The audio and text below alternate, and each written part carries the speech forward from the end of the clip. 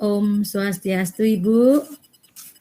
Bagaimana kabar hari ini? Mudah-mudahan dalam keadaan sehat, nggih. Sehat Ibu. Sebelumnya perkenalkan saya Ibu Puspa. Pada praktek coaching kali ini bertindak sebagai pengamat, yaitu saya sendiri. Kemudian Ibu Trisna bertindak sebagai coach dan Ibu Rizka bertindak sebagai coachee. Sebelum praktek coaching kita mulai, yang pertama akan saya amati adalah alur tirta.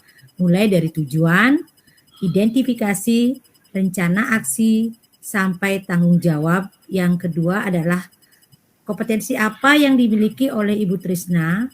Kalau boleh tahu, pada kesempatan ini kompetensi coaching apa yang ingin Ibu kembangkan? Baik, di sini saya akan mengembangkan kompetensi, yaitu yang pertama, kehadiran penuh, kemudian yang kedua, sebagai pendengar aktif, dan yang ketiga, mengajukan pertanyaan yang berbobot. Berarti ada 3 kompetensi coaching yang akan Bu Trisna kembangkan ya. Dari ketiga kompetensi tersebut, secara spesifik yang ingin Ibu observasi apa Ibu? Baik, dari ketiga kompetensi tadi saya ambil yaitu mengajukan pertanyaan berbobot. Apa indikator tercapaian yang Ibu Trisna inginkan dari mengajukan pertanyaan berbobot? Harapan saya melalui pertanyaan berbobot itu, pertama, saya sebagai coach bisa mengarahkan coachee untuk menggali potensinya, serta coachee mendapatkan solusi dari permasalahan yang dihadapinya saat ini. Dan yang kedua, saya bisa memunculkan ide-ide baru dari coachee. Berarti Bu Trisna ingin nanti Bu Rizka sebagai coachee bisa menggali potensinya dan mendapatkan solusi dari permasalahannya serta memunculkan ide-ide baru ya? Iya, benar sekali Bu Puspa. Oke, untuk waktunya saya persilakan kepada Ibu Trisna dan Ibu Rizka untuk memulai praktek coaching. Silakan Ibu Trisna dan Ibu Rizka. Baik, terima kasih atas waktunya. Nah, sekarang adapun skenario coachingnya akan saya bacakan, yaitu seorang guru bernama Ibu Rizka adalah guru yang berpengalaman dan memiliki kompetensi mengajar yang baik. Namun, pada kegiatan pembelajaran hari ini, Ibu Rizka merasa kurang percaya diri dalam penerapan pembelajaran berdiferensiasi. Proses pembelajaran belum mampu memenuhi seluruh kebutuhan belajar murid. Sebagai rekan sejawat, saya mencoba melakukan coaching dengan Ibu Rizka yang tujuan mampu memahami kebutuhan belajar murid sehingga dapat menerapkan pembelajaran berdiferensiasi dan tujuan pembelajaran dapat tercapai. Baiklah, kami akan memulai praktik coachingnya.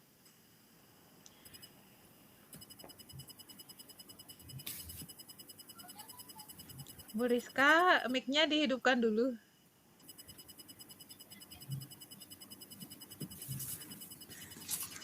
Selamat pagi Bu Trisna. Maaf mengganggu nih. Boleh saya minta waktunya sebentar tidak? Selamat pagi Bu Rizka. Sekarang? Iya, sekarang. Ibu Trisna sudah tidak mengajar kan? Iya, Bu. Kebetulan saya hari ini tidak ada jam mengajar. Oh, Silakan duduk dulu. Bagaimana kabarnya hari ini? Kok kelihatannya lemas, lesu, kurang bergairah sekali kelihatannya Bu Rizka. Tidak seperti biasanya. Ada apa ya Bu Rizka?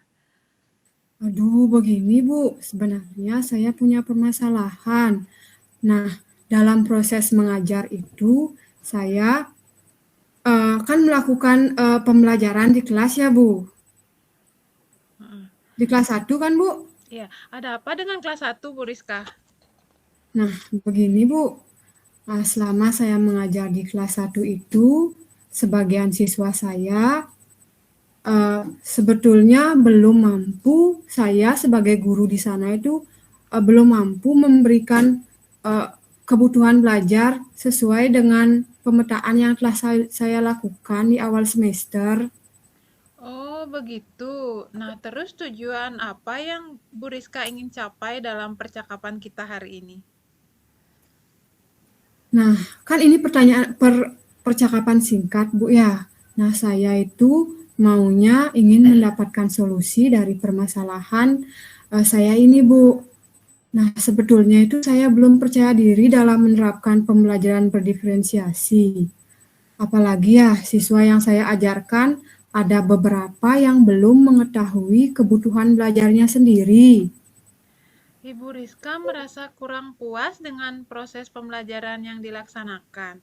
Apa yang membuat Ibu Rizka merasa tujuan pembelajaran tidak tercapai sehingga Ibu Rizka merasa tidak puas? Iya, Bu, gitu sebenarnya saya merasa tidak puas dan saya kurang percaya diri karena tujuan pembelajaran belum tercapai seperti itu. Terus dari observasi yang saya lakukan, saya melihat beberapa murid belum bisa mengikuti proses pembelajaran dengan baik. Ya itu karena siswa belum mengetahui, yang pertama itu siswa belum mengetahui kebutuhan belajarnya sendiri.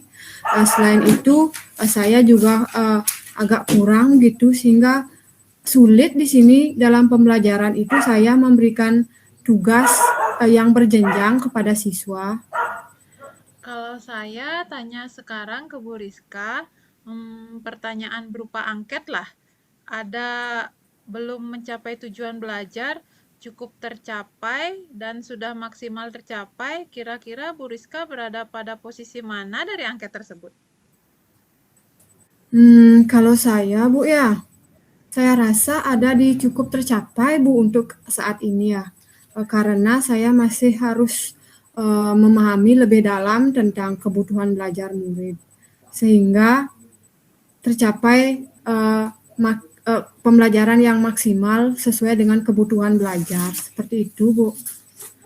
Bagus itu Bu Rizka. Ibu Rizka sudah memotivasi diri sendiri. Nah, sekarang kekuatan apa yang Ibu Rizka miliki untuk dapat memenuhi kebutuhan belajar murid dengan baik? Begini, Bu ya. Sebenarnya saya memiliki inovasi dalam pembuatan media pembelajaran dengan berbagai bentuk media, Bu, seperti video pembelajaran itu, Bu, kan selain video pembelajaran gambar-gambar, tapi saya lebih tertarik menggunakan video pembelajaran karena dalam video pembelajaran itu bisa menampilkan gambar dan suara bergerak, gambar bergerak dan suara, Bu. Bagus sekali itu Bu Rizka, memiliki kemampuan untuk menciptakan media pembelajaran menarik yang bisa memenuhi karakter belajar murid seperti melihat, mendengar, dan kinestik juga. Terima kasih, Bu ya. Nah, tapi ya, saya masih kurang memahami kebutuhan belajar murid. Apa sih yang dimaksud dengan pembelajaran berdiferensiasi itu? Sehingga kadang-kadang media yang saya buat itu belum mampu memenuhi keseluruhan gaya belajar siswa dan dan membantu mereka dalam mencapai tujuan pembelajaran, Bu. Ibu Rizka masih kurang baik dalam memahami kebutuhan belajar murid. Lalu, apa yang bisa Ibu Rizka lakukan untuk meningkatkan kemampuan memahami kebutuhan belajar murid? Rencananya sih, Bu ya. Yang pertama saya lakukan akan berkoordinasi dengan rekan-rekan KKG untuk mendapatkan informasi terkait praktik belajar, praktik baik pelaksanaan pembelajaran berdiferensiasi. Kebetulan di tempat satu KKG saya ada yang sudah menerapkan pembelajaran berdiferensiasi.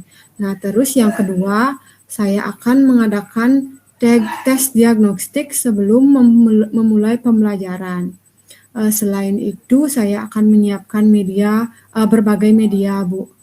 Nah, di akhir saya akan memilih model pembelajaran yang tepat untuk pembelajaran berdiferensiasi. Bagus sekali, ternyata rencana Ibu Rizka luar biasa dan saya yakin Bu Rizka mampu mengembangkan kemampuan Ibu Rizka dalam melaksanakan pembelajaran berdiferensiasi. Apakah Ibu Rizka sekarang sudah merasa percaya diri untuk melaksanakan pembelajaran berdiferensiasi? Astungkaro sudah, Bu. Nah, sekarang saya merasa lebih percaya diri untuk melaksanakan proses pembelajaran berdiferensiasi. Terima kasih ya, Bu. Sama-sama Bu Rizka, semoga dalam kegiatan pembelajaran selanjutnya Ibu Rizka dapat menerapkan pembelajaran berdiferensiasi. Selanjutnya, adakah komitmen Ibu Rizka terhadap pembelajaran berdiferensiasi ini? Kalau komitmen ya, nah kalau komitmen saya itu untuk pembelajaran berdiferensiasi ini, saya akan meningkatkan kompetensi mungkin Bu ya.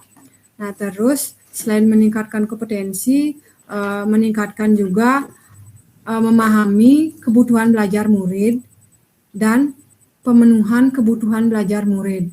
Nah itu bisa saya lakukan secara konsisten sebelum pembelajaran dimulai. Mungkin seperti itu Bu ya. Saya sangat setuju sekali dengan komitmen Bu Rizka. Mudah-mudahan Ibu Rizka bisa konsisten dan mampu menerapkan pembelajaran berdiferensiasi dengan baik. Ya, terima kasih ya Bu Risna. Sekarang saya sudah mendapatkan pencerahan kalau seperti itu. Terima kasih kembali Ibu Rizka.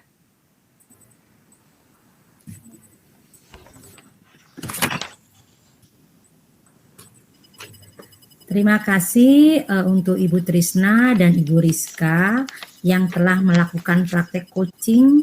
Di sini saya sebagai pengamat akan menyampaikan apa yang telah saya amati dari praktek ibu-ibu berdua. Yang pertama, untuk rencana aksi sudah nampak jelas tahapan demi tahapan yang dipancing dari pengajuan pertanyaan yang berbobot yang dilakukan oleh Ibu Trisna. Kemudian coach juga memberikan pertanyaan yang membantu untuk si coach, Ibu Rizka, melaksanakan komitmen dari apa yang sudah direncanakan sebagai bentuk tanggung jawab. Tadi di awal Ibu Trisna mengatakan bahwa ingin mengembangkan kompetensi tentang pertanyaan berbobot. Tadi saya juga sudah mengamati bahwa tampak sekali Ibu Trisna sudah mengajukan pertanyaan berbobot sehingga dapat memunculkan potensi dari coach yaitu Ibu Rizka untuk mendapatkan solusi atas permasalahan yang dihadapinya. Nah, pertanyaan pertama saya sebagai pengamat kepada Ibu Trisna, nah setelah melakukan coaching tadi, indikator apa sih yang Ibu dapatkan dari ketercapaian pengembangan yang diinginkan Ibu Trisna? Baik, indikator yang tampak yaitu tadi ada beberapa pertanyaan efektif yang menurut saya itu sebenarnya adalah pertanyaan berbobot. Dari pertanyaan berbobot itu harapannya Bu Rizka sebagai kunci bisa mendapatkan solusi dari permasalahan yang dihadapinya saat ini. Kemudian Bu Rizka juga bisa memunculkan ide-ide yang fresh untuk mengembangkan media pembelajaran. Tadi sudah nampak ada beberapa ide baru yang dimunculkan oleh Kuci, seperti membuat media pembelajaran berupa video pembelajaran. Pertanyaan yang kedua, untuk coaching yang akan datang, kompetensi apa yang ingin Ibu Trisna kembangkan berdasarkan pengalaman Ibu Trisna pada coaching hari ini? Kompetensi yang ingin saya kembangkan lagi yaitu bisa menjadi pendengar aktif, kemudian kehadiran penuh dalam melakukan coaching. Semoga saya bisa lebih baik lagi mengembangkan kompetensi tersebut Dan yang jelas semoga kompetensi mengajukan pertanyaan berbobot yang sudah saya munculkan dalam coaching kali ini bisa berkembang lagi ke depannya. Baiklah, karena waktunya sudah cukup, saya selaku pengamat mengucapkan terima kasih banyak kepada Ibu Trisna selaku coach dan Ibu Rizka selaku coachee. Praktek coaching ini sudah berjalan dengan maksimal. Saya ucapkan selamat Bu Trisna dan Bu Rizka. Demikian hal yang bisa saya sampaikan untuk hari ini. Semoga kedepannya apapun permasalahan yang kita hadapi, kita bisa selesaikan secara maksimal. Terima kasih. Terima kasih kembali Bu Puspa dan Bu Terima kasih. Rizka. Terima kasih Bu Puspa, terima kasih Bu Trisna.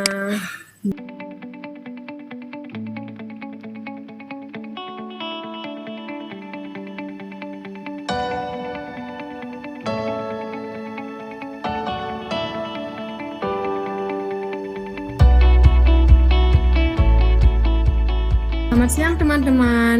Om Swastiastu. Selamat siang, Om Swastiastu.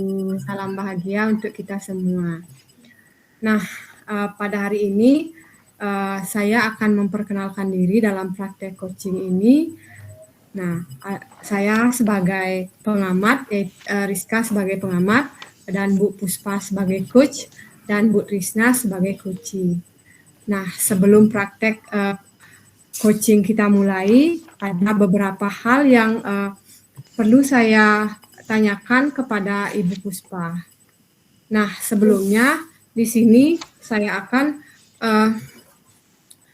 mengamati yang pertama, saya akan mengamati alur tirta, mulai dari tujuan, identifikasi, rencana aksi, dan tanggung jawab. Nah, yang kedua, pertanyaan untuk Ibu Puspa, kompetensi apa saja yang Ibu kembangkan pada proses coaching hari ini, Ibu? Baik, Ibu Rizka, terima kasih. Adapun kompetensi coaching yang akan saya kembangkan dalam proses coaching ini, yang pertama adalah present, yaitu kehadiran penuh. Yang kedua adalah mengajukan pertanyaan berbobot. Yang ketiga adalah mendengarkan aktif. Oh ya, baik. Berarti ada 3 kompetensi yang akan Ibu kembangkan pada hari ini ya. Nah, dari ketiga kompetensi itu, mana yang lebih spesifik kompetensi yang ingin Ibu observasi? Untuk kompetensi coaching yang ingin saya observasi secara spesifik itu adalah kompetensi pertanyaan berbobot, yaitu dimensi komitmen atau tanggung jawab, Ibu. Oh, berarti Ibu akan mengembangkan di pertanyaan berbobot tentang komitmen dan tanggung jawab. Nah, menurut Ibu, apa indikator dari komitmen dan tanggung jawab? Seperti apa yang Ibu inginkan indikatornya? Saya sebagai coach berharap bisa memunculkan komitmen dan tanggung jawab dari diri coachee untuk melaksanakan semua rencana aksi yang sudah ditemukan pada saat proses coaching, sehingga dapat memecahkan solusi permasalahan yang sedang dihadapinya dan memunculkan semangat baru dari diri coachee tersebut. Oh ya, baik. Berarti di sini Bu Puspa ingin nanti Bu Trisna sebagai coachee memiliki komitmen dan tanggung jawab sehingga dapat memecahkan masalah yang dihadapi. Begitu benar Bu? Nggih, benar Ibu. Oh ya, baik. Nah, untuk selanjutnya saya persilahkan kepada Bu Puspa dan Bu Trisna untuk mempraktekkan coaching model Tirta. Waktu saya persilahkan.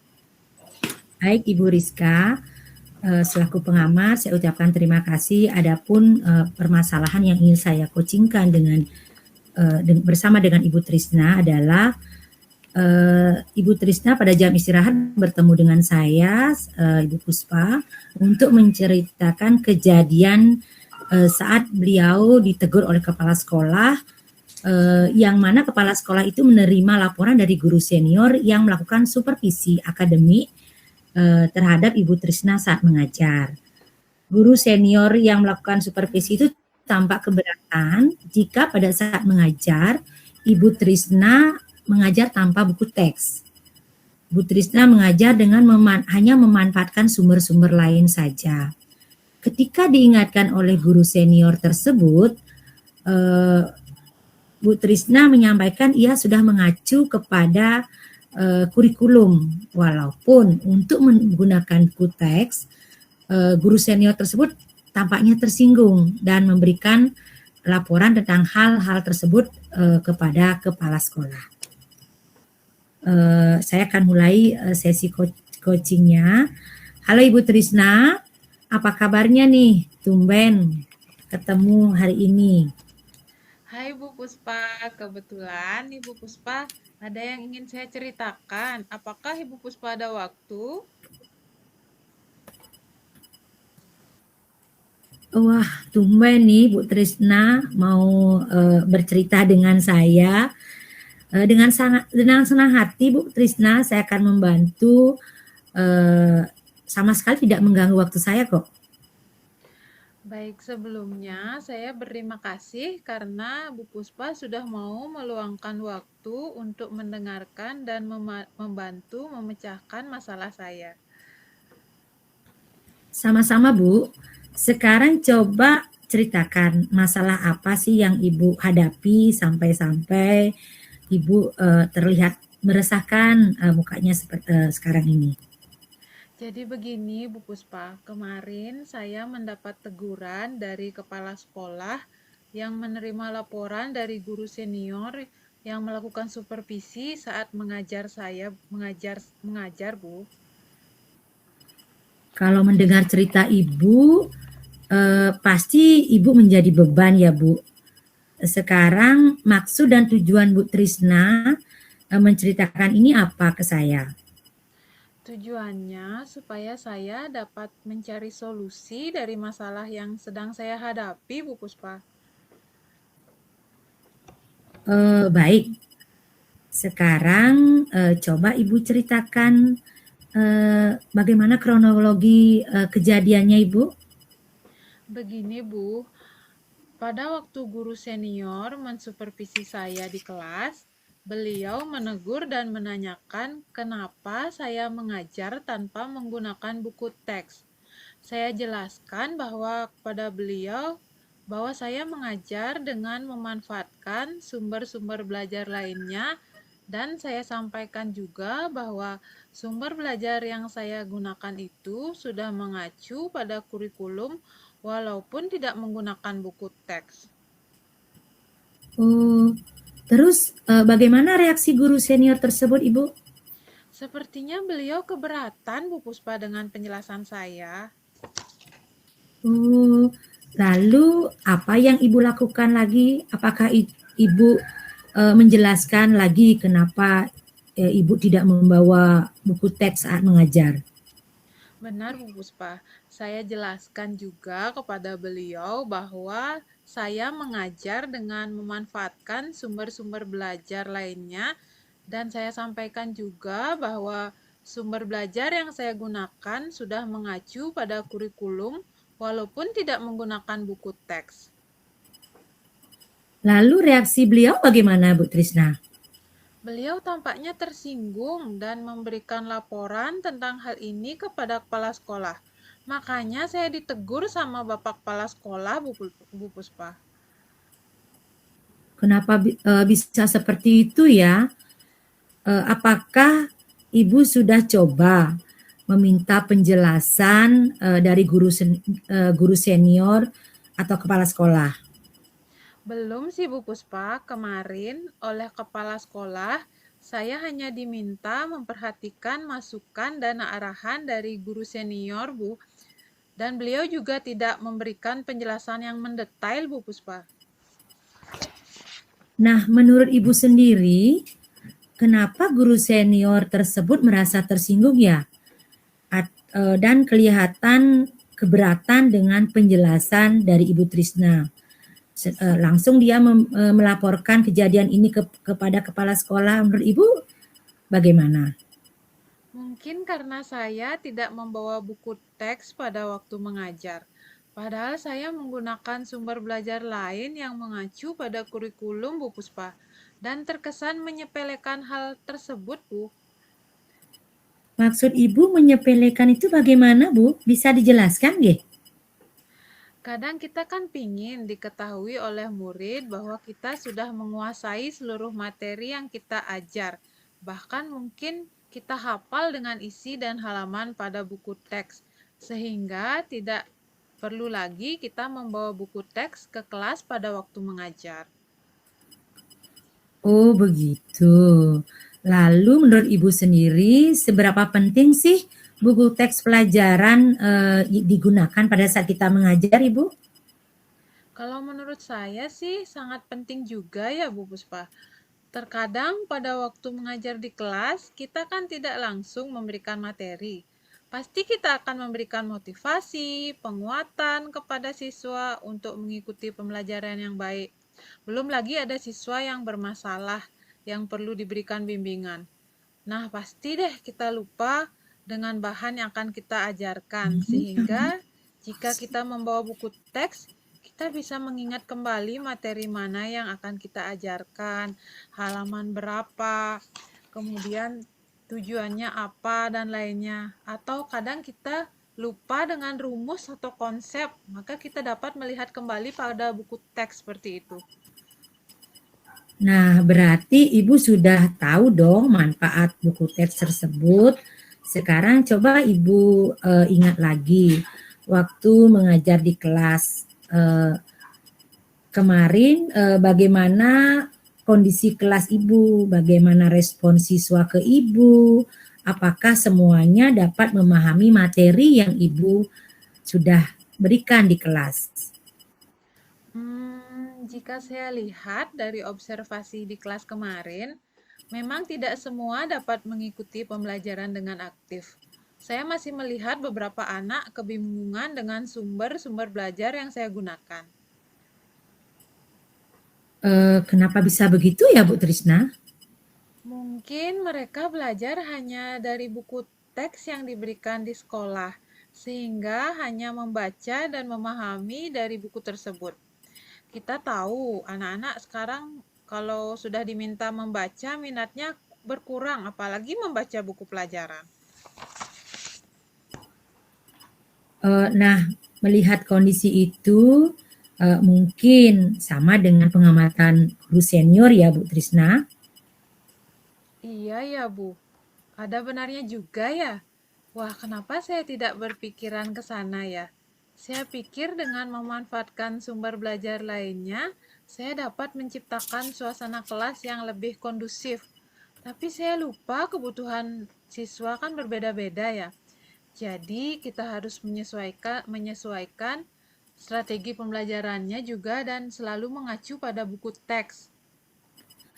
Baiklah Ibu Trisna, dengan melihat kondisi seperti ini, sekarang saya bertanya, rencana yang akan Ibu lakukan ke depannya bagaimana Ibu? Karena guru senior merasa tersinggung dengan argumen saya, tentunya saya harus menemui beliau untuk meminta maaf. Setelah itu, saya akan meminta penjelasan langsung dari beliau kenapa menegur saya dan mengingatkan saya menggunakan buku teks pada waktu mengajar serta meminta bimbingan beliau sebagai guru senior untuk merencanakan strategi pembelajaran yang lebih baik. Dan karena beliau memberikan laporan tentang hal ini kepada kepala sekolah, saya juga meminta maaf kepada kepala sekolah dengan kejadian ini. Nah, itu langkah yang tepat sekali, Ibu. Lalu, apa sih yang akan Ibu lakukan untuk membantu rencana Ibu ke depannya? Saya bisa meminta bantuan Pak Putu untuk membantu menjalankan rencana saya ini. Karena beliau selaku wakabid akademik akan lebih mudah mengkomunikasikan hal ini kepada kepala sekolah dan guru senior tersebut. Benar sekali Bu Trisna. akan bermanfaat sekali kalau kita berkoordinasi dengan orang-orang yang memang membidangi masalah kurikulum pembelajaran seperti Wakabid kurikulum atau Wakabid akademik. Lalu apa komitmen Ibu ke depannya sehingga bentuk tanggung jawab Ibu terhadap rencana yang sudah Ibu lakukan?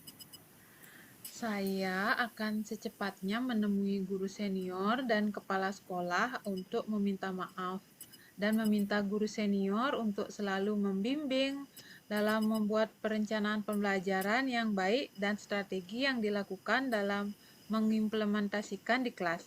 Saya juga rencananya meminta bantuan kepada Bapak Putu untuk selalu membimbing saya ke depannya dalam melaksanakan proses pembelajaran di kelas. Nah, sangat baik itu Bu Trisna, karena apapun rencana kita, kalau semakin cepat dilakukan pasti hasilnya akan semakin baik. Baik Bu Puspa, terima kasih sekali sudah meluangkan waktu untuk mendengarkan cerita saya dan membantu mencarikan solusi dari masalah yang saya hadapi. Tentunya beban saya berkurang dan saya bisa beraktivitas dengan baik sekarang. Sama-sama Bu Trisna, saya juga senang bisa membantu masalah yang Ibu hadapi. Tetap semangat ya Bu, jaga kondisi, jangan kepikiran sehingga nanti kondisinya tidak baik. Ya Bu Trisna? Terima kasih banyak ya Bu Puspa.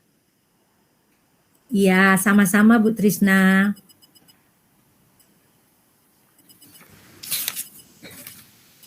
Baik, terima kasih untuk Bu Puspa dan Ibu Trisna yang sudah praktek coaching yang telah dilaksanakan pada hari ini.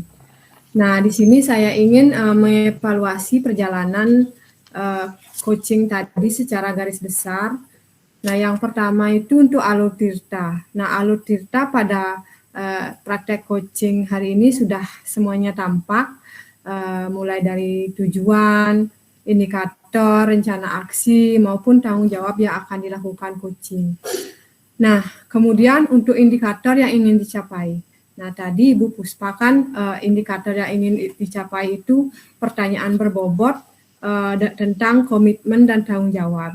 Nah, di sini Bu Puspa juga sebagai coach sudah mengajukan beberapa pertanyaan berbobot sehingga memunculkan tanggung jawab atau komitmen kepada diri coach. Nah, misalnya Ibu Puspa bertanya tentang bagaimana komitmen Bapak ke depannya sebagai bentuk tanggung jawab Ibu terhadap rencana yang sudah Ibu buat. Nah, itu juga kan sudah memunculkan komitmen di dalam diri coach.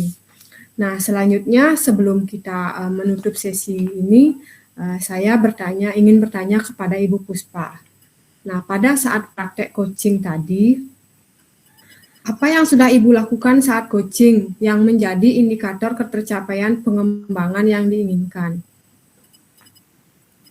Jadi, indikator yang tampak pada diri Kuci adalah ada beberapa pertanyaan yang efektif yang menurut saya itu memunculkan komitmen dan tanggung jawab pada Kuci, di mana harapannya Ibu Trisna itu dalam menjawab pertanyaannya itu lancar dalam menjalankan rencana aksi yang dia lakukan, seperti bertanya tentang apa komitmen ke depannya sebagai bentuk tanggung jawab Ibu terhadap rencana yang akan Ibu buat. Oh ya, baik. Nah, untuk pertanyaan terakhir untuk Bu Puspa. Nah, ketika melakukan coach di masa yang akan datang, kompetensi apa yang ingin Ibu Puspa kembangkan berdasarkan pengalaman coaching pada hari ini?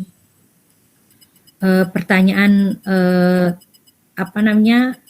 yang ingin dari Ibu tadi, kompetensi apa yang akan saya kembangkan jika saya sebagai coach, saya ingin mengembangkan diri saya menjadi pendengar yang aktif, sehingga dengan mendengarkan dengan baik, saya bisa memberikan solusi yang terbaik pada Kuci untuk menjawab pertanyaan yang berbobot. Nah, dari ketiga kompetensi ini bisa lebih saya kembangkan lagi untuk dapat melakukan coaching dengan lebih baik dan maksimal. Baik, terima kasih atas praktek coaching hari ini untuk Bu Puspa dan Ibu Trisna. Karena waktu sudah habis, saya tutup dengan panganjali umat. Om Santi Santi Santi Om. Om Santi Santi.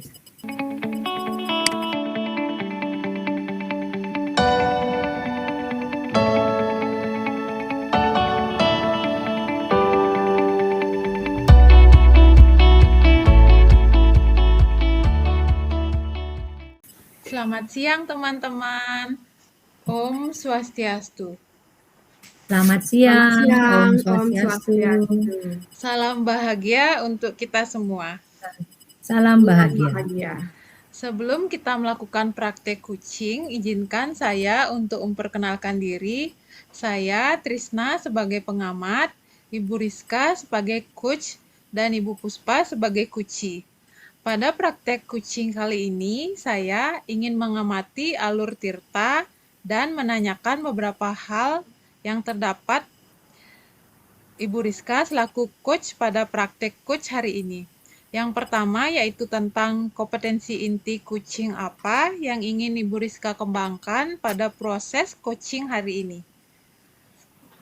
Baik Bu Trisna, terima kasih untuk pertanyaannya. Nah, pada praktek kali ini saya akan mengembangkan kompetensi inti seorang coach, yaitu kehadiran penuh atau present, mengajukan pertanyaan berbobot, dan mendengarkan aktif. Ya, berarti ada 3 kompetensi yang Ibu Rizka kembangkan, yaitu present, kehadiran penuh, mengajukan pertanyaan berbobot, dan mendengarkan aktif. Nah, dari ketiga kompetensi itu, mana yang ingin lebih spesifik yang ingin Ibu Rizka observasi? Nah, dari ketiga kompetensi inti yang akan dikembangkan, di sini saya akan mengambil satu kompetensi inti yang saya ingin kembangkan secara spesifik, yaitu mendengarkan aktif, Bu. Mendengarkan aktif ya Bu Rizka. Nah, mungkin apa indikator keberhasilan dari tujuan pengembangan yang diinginkan? Apa itu indikator keberhasilan dari mendengarkan aktif? Nah, begini Bu. Nah, menurut saya itu indikator keberhasilan dari mendengarkan aktif adalah ketika seorang coach mampu mendengarkan secara aktif apa yang dikatakan coachee, sehingga coach bisa membuat pertanyaan berbobot yang nantinya akan mampu membuat coachee menyusun rencana aksi yang dapat membantunya menyelesaikan permasalahan serta dapat mengeksplorasi kemampuan dari coachee itu sendiri. Berarti nanti coach mendengarkan aktif sehingga dapat membuat pertanyaan berbobot sehingga seorang coachee mampu menyusun rencana sehingga dapat menyelesaikan masalahnya. Seperti itu ya Bu Puspa? Bu Rizka? Ya, betul sekali Bu. Baik, saya persilahkan untuk Bu Rizka dan Bu Puspa untuk melaksanakan praktek coaching. Silahkan. Baik, di sini ada pun masalah yang akan disampaikan, yaitu adanya yang berkaitan tentang murid di kelas yang kurang lancar dalam membaca. Praktik dimulai. Selamat siang Bu Rizka, lagi ngapain nih? Selamat siang Bu Trisna. Kebetulan nih saya lagi santai aja Bu. Kalau lagi santai, saya mengganggu nggak? Saya mau minta waktu kepada Ibu, lagi galau nih, butuh di coaching sebentar. Oh ya, boleh Bu. Atas, saya lihat sepertinya Ibu Puspa agak murung, tidak bersemangat seperti biasanya loh Bu. Ya Bu, begini Bu, saya mau curhat nih tentang masalah saya pada saat mengajar di kelas. Apakah Ibu mau mendengarkan dan mau membantu curhatan saya? Nah, Sukaro Bu, dengan senang hati saya akan mendengarkan masalah Ibu. Kebetulan, apa nih yang ingin Ibu ceritakan? Jadi kepo saya. Sebenarnya begini Bu, Ibu tahu kan saya di ngajarnya di SMK Pariwisata. Nah, di sana ada beberapa murid yang belum bisa membaca dengan lancar, Bu. Padahal dia udah SMK loh, Bu. Oh, SMK dan belum lancar membacanya, Bu ya? Seperti itu, Bu? Iya, Bu, benar. Nah, ini kan percakapan yang singkat ya, Bu ya. Nah, apa sih kira-kira yang Ibu Puspa inginkan dari percakapan kita ini? Yang saya inginkan saya minta petunjuk Ibu ya, bagaimana caranya sehingga siswa saya itu bisa lancar membaca, apalagi setelah dia masuk ke semester 2, biar tidak ketinggalan pelajaran loh, Bu. Jadi Ibu ingin siswa tersebut nanti di semester 2 itu bisa membaca dengan lancar agar tidak ketinggalan pelajaran. Begitu ya, Bu ya? Iya, Ibu, benar sekali. Kalau boleh tahu, tidak lancar bagaimana nih, Bu? Coba jelaskan secara rinci. Jadi begini, Bu, saya di sekolah kan mengajar tata hidang. Nah, saat saya menjelaskan, saya menyuruh anak-anak itu mencermati bagaimana proses atau SOP tentang taking order, tetapi dalam bahasa Indonesia, Ibu. Nah, ada 2 murid ini, Bu, dia diam. Saya kira diamnya itu dia membaca dalam hati.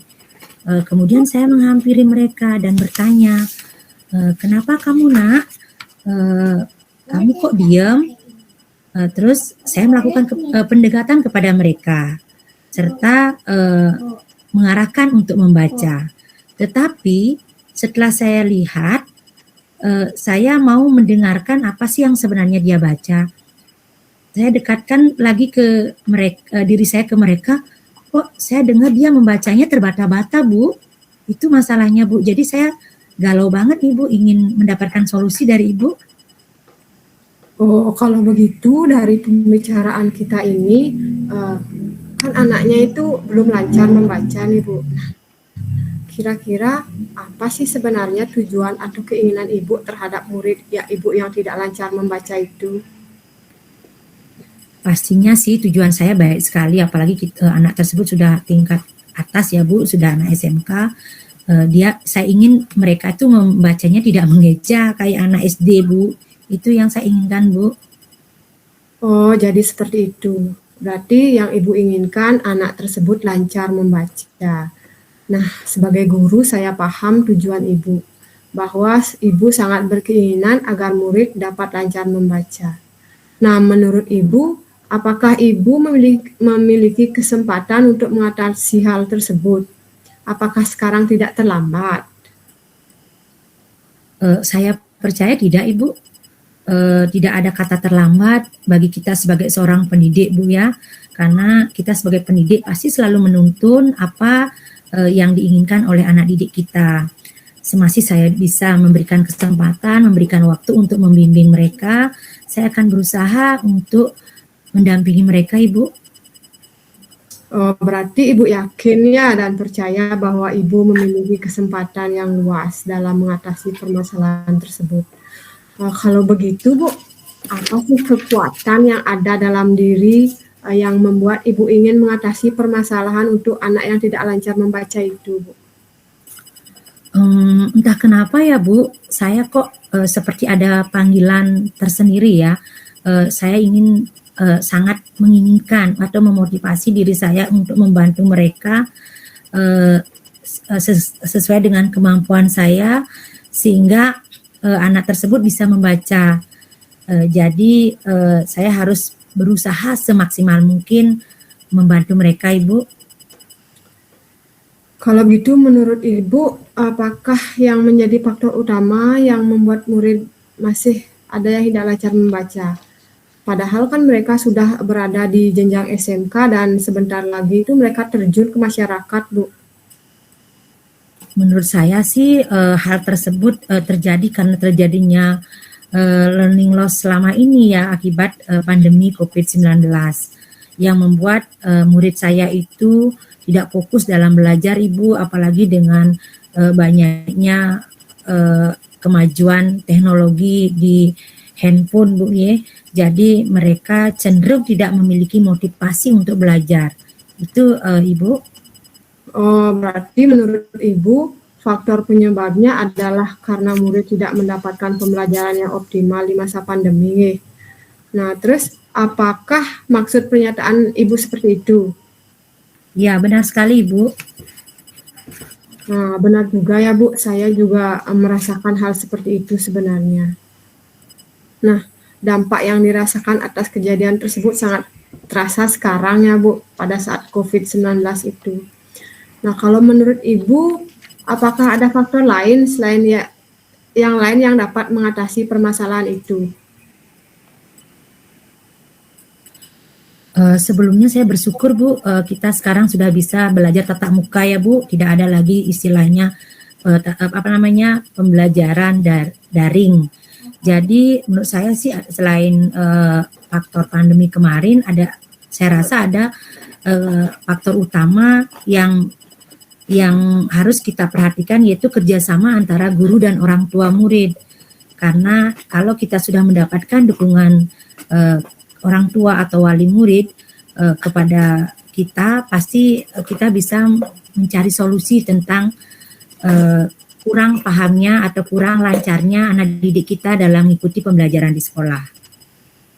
Ya Bu, benar sekali. Nah, dukungan dari orang tua murid dan guru itu kan termasuk kolaborasi Bu ya. Nah, menurut saya ini kolaborasi juga sangat penting dilakukan untuk mencapai tujuan bersama di sekolah. Nah, kemudian apakah Ibu memiliki solusi atau gagasan untuk dapat mengatasi permasalahan yang Ibu alami? Secara jelasnya belum sih Bu, cuma saya memikirkan kegiatan-kegiatan yang dapat menumbuhkan minat murid untuk membaca. Hal tersebut juga pastinya akan memotivasi murid saya untuk lebih rajin membaca. Sebenarnya menurut saya sih Bu, murid tidak lancar membaca itu kan karena mereka kurang berlatih belajar membaca ya Bu. Jadi saya berharap sih bisa mereka membiasakan diri membaca Ibu. Iya Bu, benar juga ya. Mereka sebenarnya memiliki potensi yang besar untuk membaca dibandingkan sama sekali tidak bisa membaca. Nah, kan Ibu bilang motivasi murid nih. Ada rencana yang lain tidak Bu selain motivasi itu? Nah itu dah Bu, maunya saya merancang kegiatan di sekolah yang dapat membuat murid saya untuk belajar lebih aktif, lebih baik, dan saya akan melakukan pendekatan dengan orang tua murid tersebut Ibu. Wah, luar biasa sekali tuh Bu gagasannya Bu. Kira-kira ini Bu, bagaimana rancangan kegiatan yang akan Ibu lakukan? Maunya sih saya akan membuatkan jadwal tersendiri Bu untuk murid yang belum bisa membaca, dan kegiatan ini rencana saya maunya di hari Jumat Ibu. Oh, jadi pada hari Jumat Ibu mau membuat jadwal kegiatan pada hari Jumat itu saja ya? Iya Bu. Oke. Kalau begitu, apakah waktu yang Ibu berikan cukup agar nantinya tujuan Ibu dapat tercapai? Bagaimana ya Bu? Saya rasa kurang ya Bu ya. Karena kegiatan ini kan harus dilakukan lebih intens Bu. Ya minimal lah 3 kali dalam seminggu Bu. Oh, 3 kali dalam seminggu Bu ya? Oh, bagus juga nih Bu. Kalau 3 kali seminggu itu apa saja kegiatannya Bu? Mungkin saya akan melakukan kegiatan pendampingan secara rutin dengan murid yang akan saya lakukan setiap harinya. Mengajak murid membaca 15 menit sebelum pembelajaran dimulai. Kemudian untuk murid yang tidak lancar membaca, mungkin saya tingkatkan waktunya menjadi 30 menit. Saya akan menyesuaikan waktu saya dengan kebutuhan murid Ibu. Oh, bagus itu Bu. Nah, selain kegiatan itu, ada kegiatan lain ya tidak yang bisa Ibu lakukan selain itu? Apa ya Bu? Oh iya, bagaimana kalau mengajak mereka ke perpustakaan Bu ya? Jadi di sana kan mereka banyak melihat buku menarik nih. Jadi seumuran mereka itu banyak buku-buku yang mereka suka seperti novel, misalnya anak-anak remaja biasanya kan senang novel atau majalah-majalah kekinian. Ya itu rasanya Ibu. Wah, itu bagus tuh Bu, sangat luar biasa nih kegiatan membaca di perpustakaan ya. Jadi kegiatan tersebut lebih menyenangkan. Terus kira-kira kapan nih mau rencana tersebut dilaksanakan?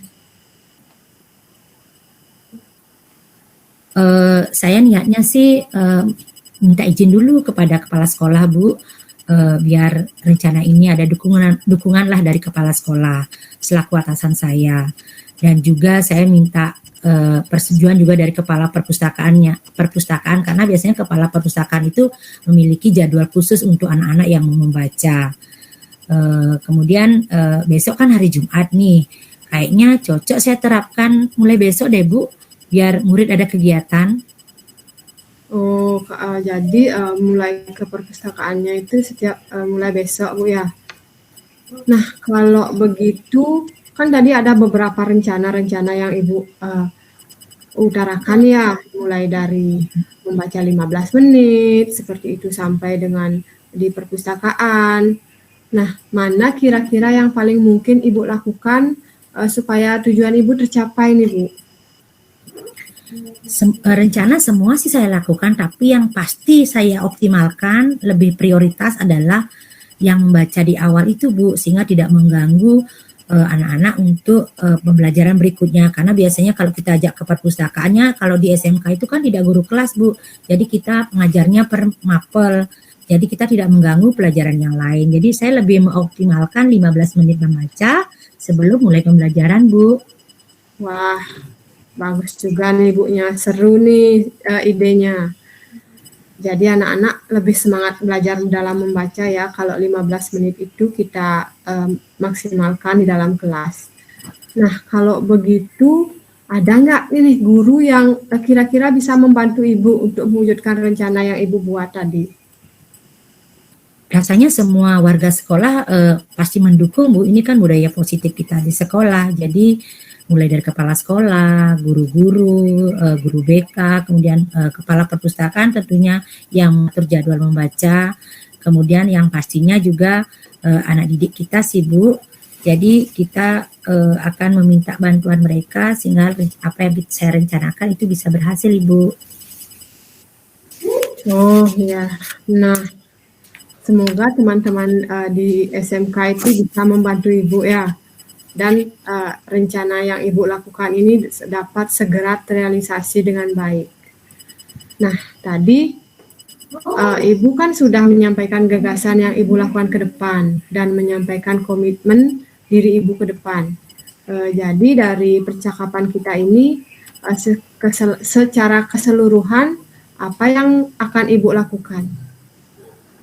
Gagasan saya sih, saya akan menerapkan agar murid itu bisa membaca dengan baik, yaitu pertama saya melakukan pendekatan dan berkolaborasi dengan orang tua atau wali siswa, sehingga mereka lebih diperhatikan lah, artinya bisa dibantu di rumah juga membacanya.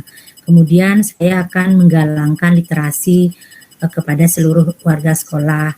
Misalnya setiap hari kita akan adakan literasi di depan sebelum murid-murid masuk ke kelas, bagaimana bisa dia menceritakan pembelajarannya kemarin, baik itu dengan bahasa Indonesia, bahasa Bali, ataukah bahasa Inggris, sehingga bisa mereka lebih lancar membaca karena ada tanggung jawab. Dan yang pasti sih saya ingin mengoptimalkan buku yang ada di pojok baca Bu sebagai tempat mereka untuk melakukan proses belajar membacanya Ibu. Oh, baik Bu, dari gagasan yang Ibu sampaikan tadi, selain melakukan pendekatan, berkolaborasi, mengoptimalkan perpustakaan dan pojok baca. Nah, tentunya Ibu memiliki komitmen diri. Nah, komitmen apa yang akan Ibu lakukan terhadap rencana Ibu? Saya sih berkomitmen melaksanakan kegiatan ini secara berkesinambungan Bu, kontinu, jadi tidak setengah-setengah. Karena niat saya adalah ingin siswa saya bisa membaca sepenuhnya. Apalagi saya tuh sekolah pariwisata yang mengharapkan siswanya selain bisa bahasa Indonesia ya bahasa Inggris Bu, tapi kalau bahasa Indonesia saja sudah tidak bisa baca, apalagi bahasa Inggris. Jadi komitmen saya selalu ingin menerapkan ini secara berkontinu dan berkesinambungan. Wah, luar biasa sekali niatnya Ibu ya. Nah, jadi hari ini kita setelah mendapatkan solusi atas permasalahan yang Ibu hadapi, bagaimana nih perasaan Ibu? Ya Bu, rasanya kok plong ya, senang sekali rasanya bisa bercerita dengan Ibu, karena sebelumnya saya itu galau sekali bagaimana sih ke depannya memikirkan anak-anak. Jadi saya ucapkan terima kasih ya Bu, masukan dan arahan Ibu, sehingga nanti dalam perencanaan pembelajaran yang berpihak kepada murid, saya akan bisa lakukan dengan maksimal. Ya Bu, sama-sama. Semoga apa yang kita bicarakan hari ini dapat bermanfaat untuk mencapai tujuan bersama. Nah, minggu depan bisa nih kita ngobrol lagi yuk Bu, membicarakan progres rencana Ibu. Ya, setuju Bu. Waduh, ini jamnya udah mau pulang nih. Ya Ibu, terima kasih sudah mengganggu waktunya. Jangan bosan-bosan menerima curhatan saya Ibu. Jadi saya ucapkan terima kasih banyak. Semoga kita bisa menjadi pendidik yang bisa tergerak dan menggerakkan ya Bu. Ya Bu. Nah, yuk dah Bu, kita pulang. Udah siap-siap nih. Ya, terima kasih Bu. Ayo Bu. Baik, terima kasih untuk Bu Puspa dan Bu Rizka yang sudah melakukan praktik coaching pada hari ini. Nah, di sini saya ingin mengevaluasi perjalanan coaching tadi secara garis besar.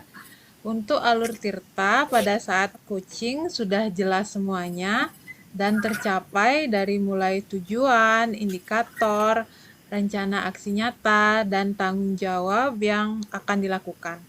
Nah, kemudian untuk indikator yang ingin dicapai, itu tadi kan menyusun rencana aksi, nggih. Nah, di sini juga Bu Rizka sebagai coach sudah mendengarkan aktif sehingga mampu mengajukan beberapa pertanyaan untuk mendorong coachee dalam membuat rencana aksi secara spesifik dan mampu mendorong coachee untuk menceritakan langkah yang akan dilaksanakan dalam rencana aksi. Nah, sebelum kita menutup sesi ini, saya ingin bertanya kepada Bu Rizka, pada saat praktek coaching tadi kan berperan sebagai coach. Nah, bagaimana perasaan Bu Rizka setelah melaksanakan praktek tadi? Selain itu, pada saat praktek coaching tadi, apa yang sudah Ibu Rizka lakukan saat coaching yang menjadi indikator ketercapaian pengembangan yang diinginkan? Baik, terima kasih Bu. Di sini perasaan saya sangat senang Bu ya, dan kagum terhadap Bu Puspa, karena rencana aksi yang akan dilakukan oleh Bu Puspa itu sudah baik. Nah, selain itu untuk indikator keberhasilan dari aksi nyata adalah coachee mampu menyusun rencana aksi nyata sehingga mampu menjalankan solusi dengan baik. Dan coachee mampu menceritakan dengan runtut langkah-langkah yang akan dilakukan pada aksi nyata. Seperti itu, Ibu. Baik, pertanyaan terakhir. Nah, ketika akan melakukan coach di masa mendatang, kompetensi apa lagi yang ingin dikembangkan oleh Bu Rizka berdasarkan pengalaman coaching hari ini? Baik, kompetensi yang ingin saya kembangkan lagi di masa mendatang adalah bisa menjadi pendengar aktif dan present Bu, tentunya ya, kehadiran penuh. Selain itu juga mengemukakan pertanyaan berbobot. Mungkin dari ketiganya maka semua saya akan kembangkan untuk melakukan coaching dengan baik. Baik, terima kasih Bu Rizka atas praktek coaching hari ini. Terima kasih Bu Rizka dan Bu Puspa. Karena waktunya sudah habis, saya tutup dengan Paramesanti. Om Santi Santi Santi Om.